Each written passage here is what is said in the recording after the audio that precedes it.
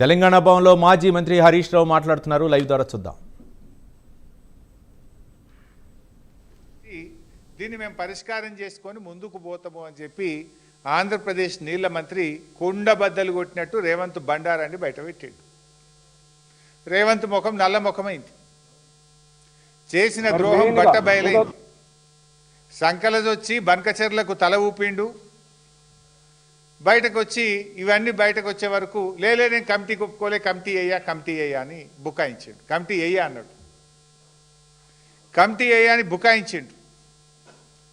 ఇది ఎట్లుంటుందంటే కథ మనకు తెలియదేం కాదు. గతంలో గత చరిత్ర చూస్తే కూడా తెలంగాణ ఉద్యమకారుల మీదనే ఎవడ్రా జై తెలంగాణ అంటుండు అని ఉద్యమకారుల మీద తుపాకీ గురిపెట్టిన రేవంత్ రెడ్డి నా అంత తెలంగాణ ఉద్యమకారుడు లేడని మాట్లాడతాడు.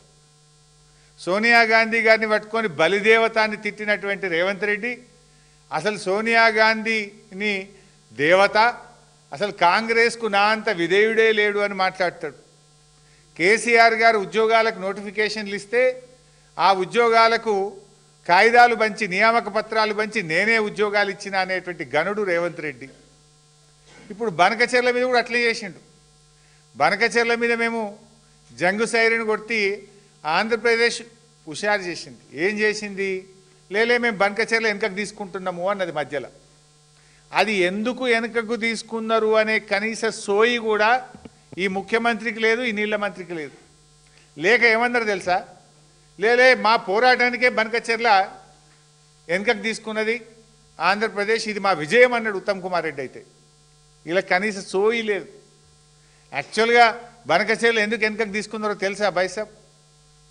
బనకచెర్ల అంటే గోదావరి బనకచెర్ల, అది లింకు.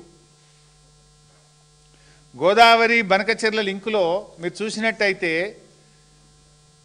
గోదావరి నుంచి బనకచెర్ల అనేది Srisailam back water head regulator.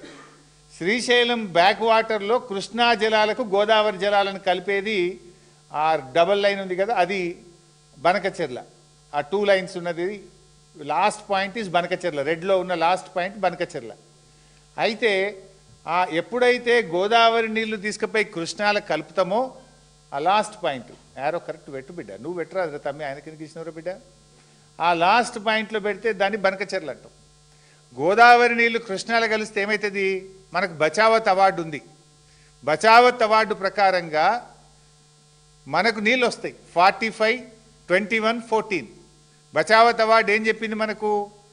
Godavari నీళ్లు పోలవరం ద్వారా కృష్ణాకు మళ్లిస్తే 45 అబో నాగార్జున సాగర్, 21 మహారాష్ట్ర, 14 కర్ణాటకకు చెందుతాయి. ఇంతకు మించి తీసుకపోతే కూడా ఇదే రేషియోలో పై రాష్ట్రాలకు హక్కు ఉంటుంది అని బచావత్ ట్రిబ్యునల్ అవార్డు ఇచ్చింది.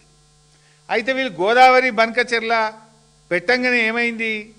గోదావరి బనకచెర్ల ప్రపోజల్ ఇయ్యంగానే కర్ణాటక మహారాష్ట్ర ఉత్తరాలు రాసినాయి. ఇగో ఇది కర్ణాటక రాసిన ఉత్తరం, ఇది మహారాష్ట్ర రాసిన ఉత్తరం. ఏదైతే నది పరివాహక ప్రాంతంలో ఉండే అన్ని రాష్ట్రాలను కూడా కామెంట్స్ అడుగుతాడు. కర్ణాటక వాడు ఏం రాసిండు? జస్ట్ చదివినిపిస్తా. Now according to the instant PFR the state of Andhra Pradesh is diverting additional 243 TMC under Polavaram Banakacherla link project from which Karnataka would become entitled for further additional use of 64 TMC as per the inter state agreement mentioned above అని Bachawat award లెక్క ప్రకారంగా ఏదైతే ఆ 14 TMC లెక్క ఉందో ఆ 14 TMC లెక్క ప్రకారంగా మీరు గోదావరి బనకచెర్ల ప్రాజెక్టు కడితే మాకు 64 TMCలు వస్తాయి, డేట్ చెప్పండి, మేము ఆ రోజుకెళ్ళి 64 ఆపుకుంటాం మీదనే కృష్ణానది జలాలు అని చెప్పి ఇది కర్ణాటక రాసిన ఉత్తరం. మహారాష్ట్ర కూడా వీళ్ళకు కూడా 21 ఉంది కదా, 45, 21, 14. ఆ 21 మేము ఈడ ఆపుకుంటాం మీద కృష్ణానది జలాలని వీళ్ళు రాశారు. అప్పుడు ఆంధ్రప్రదేశ్కు జ్ఞానోదయమై కృష్ణల గోదావరి నీళ్లు కలిస్తే పాత బచావత్ అవార్డు ప్రకారంగా కృష్ణానదిలో 45 తెలంగాణకు, 21 మహారాష్ట్రకు, 14 కర్ణాటకకు పోతున్నాయి. ఇప్పుడు ఈ 240 తీసుకపోతే కూడా అదే రేషియోలో వాళ్ళకి హక్కు దొరుకుతుంది, సుప్రీంకోర్టు పోయినా వాళ్ళకి నీళ్లు పోతాయి అనే సోయి జ్ఞానోదయం ఆంధ్రప్రదేశ్కి అయింది. మన తెలంగాణ వాళ్ళకి గాలే.